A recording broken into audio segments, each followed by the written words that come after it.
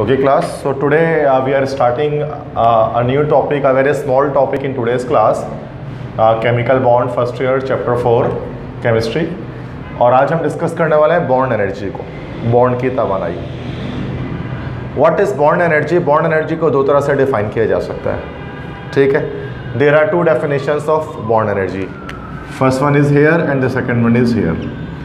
First definition क्या है? The amount of energy which is required to break the bonds of 1 mole of a substance is called bond energy, ठीक है।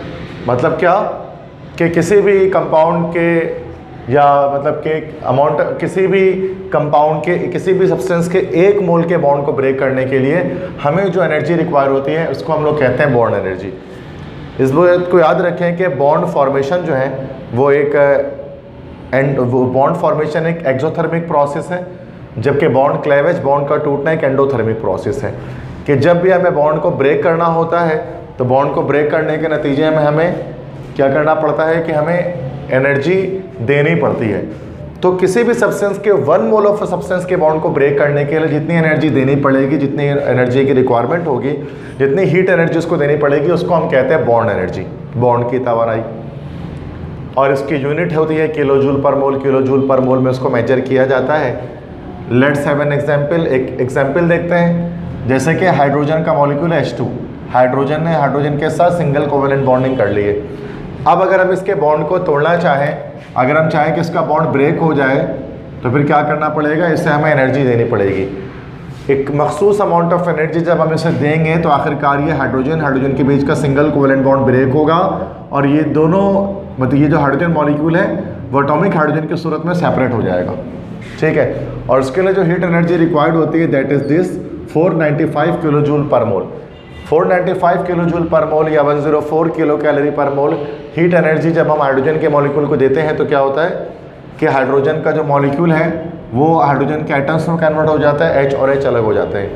तो ये जो energy कहलाएगी, this energy is called bond energy, 495 kilo joule per मोल।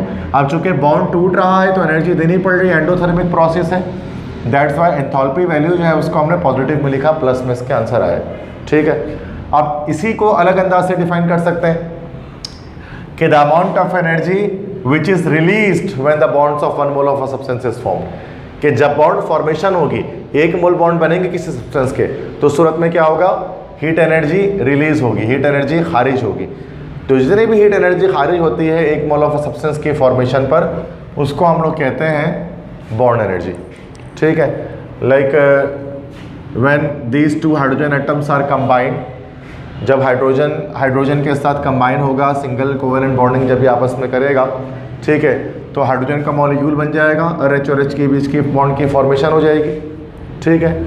तो अब इससे क्या होगा कि हीट एनर्जी लिबरेट होगी इस प्रोसेस के अंदर, जो जितनी भी हीट एनर्जी लिबरेट होगी, ठीक है, that is 495 kilo joule per मोल, इतनी हीट एनर्जी जो है वो लिबरेट होती है।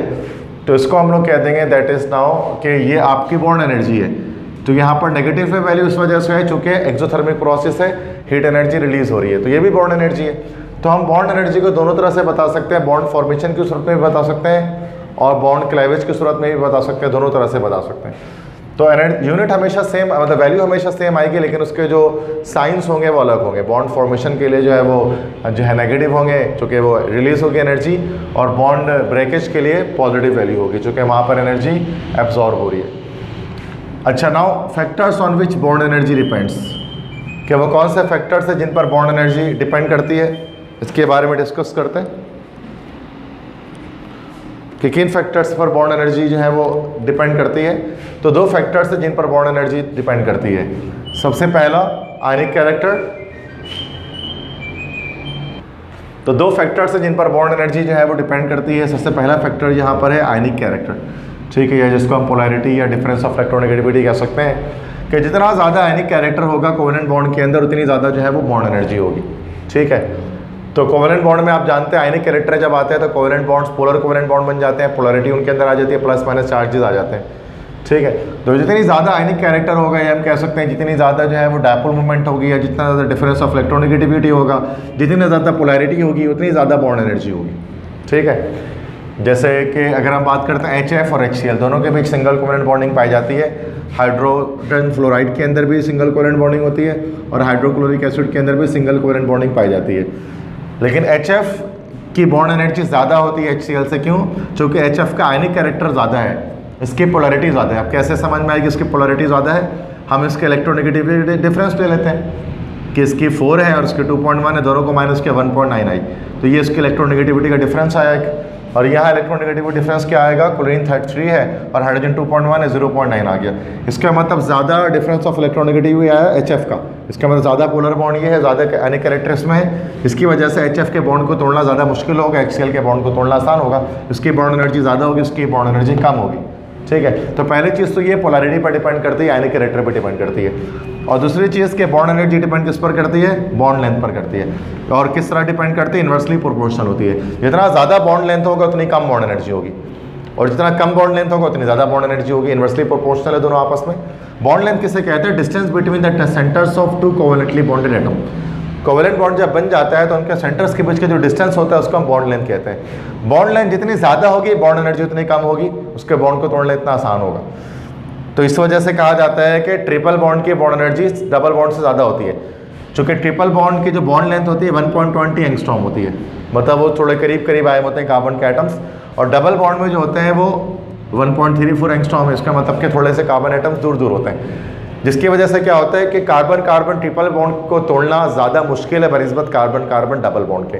तो इतनी ज़्यादा बॉन्ड लेंथ होगी ना उतनी कम बॉन्ड एनर्जी, और अगर बॉन्ड लेंथ कम हो जाएगी तो बॉन्ड एनर्जी इसमें बढ़ जाएगी।